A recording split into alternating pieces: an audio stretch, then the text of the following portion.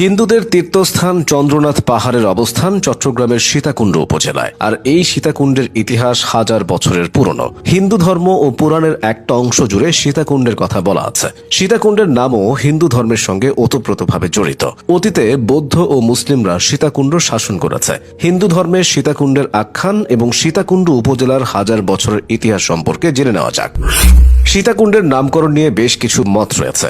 হিন্দু সম্প্রদায়ের অনুসারীরা মনে করেন রামায়ণে বর্ণিত সীতা এখানে আগমন করেন এবং একটি কুণ্ডে স্নান করেন, এই কারণে সীতাকুণ্ড নামের উৎপত্তি হয়েছে। অন্য মতে রাম স্বয়ং তার স্ত্রী সীতার নামেই সীতাকুণ্ড নামকরণ করেছিলেন। হিন্দু ধর্মের পৌরাণিক উপাখ্যানে নারদ মুনির ভূমিকা বিশাল। নারদ মুনির ভূমিকা থেকে স্পষ্ট হয় যে দক্ষ রাজার কন্যা পার্বতী মা বাবার অগোচরে ভালোবেসে বিয়ে করেন শিবকে।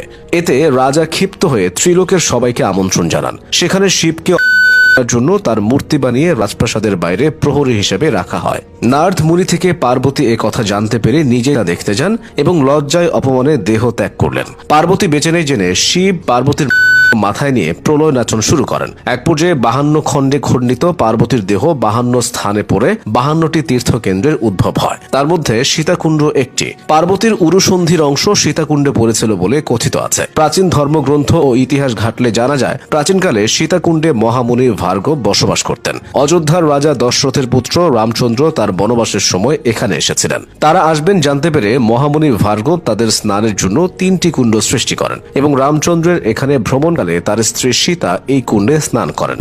এই কারণেই এখানকার নাম সীতাকুণ্ড বলে অনেকের ধারণা। সীতাকুণ্ড উপজেলার মোট আয়তন প্রায় 484 বর্গ কিলোমিটার। সীতাকুণ্ডের উত্তর প্রান্তে বয়ে যাচ্ছে ফেনী নদী, দক্ষিণ প্রবাহিত হচ্ছে কর্ণফুলী নদী, পূর্ব দিকে বইছে হালদা নদী এবং পশ্চিম প্রান্তে রয়েছে সন্দ্বীপ চ্যানেল। বাংলাদেশের প্রাচীনতম এই জনপদ কখনো পূর্ব দিকের মিয়ানমারের বৌদ্ধ শাসক, কখনো বাংলার মুসলিম শাসকরা রাজত্ব করে গেছে। খ্রিস্টীয় 6ষ্ঠ থেকে 7ম শতাব্দীতে চট্টগ্রাম অঞ্চল আরাকান রাজ্যের অন্তর্ভুক্ত ছিল। পরবর্তী শতাব্দীতে অঞ্চলটি ভারতীয় বৌদ্ধ রাজা ধর্মপালের অধীনে আসে। 1340 সালে বঙ্গের সুলতান বংশের প্রতিষ্ঠাতা সুলতান ফখরুদ্দিন মুবারক শাহ এই অঞ্চল জয় করেন। তার রাজধানী ছিল সোনারগাঁ।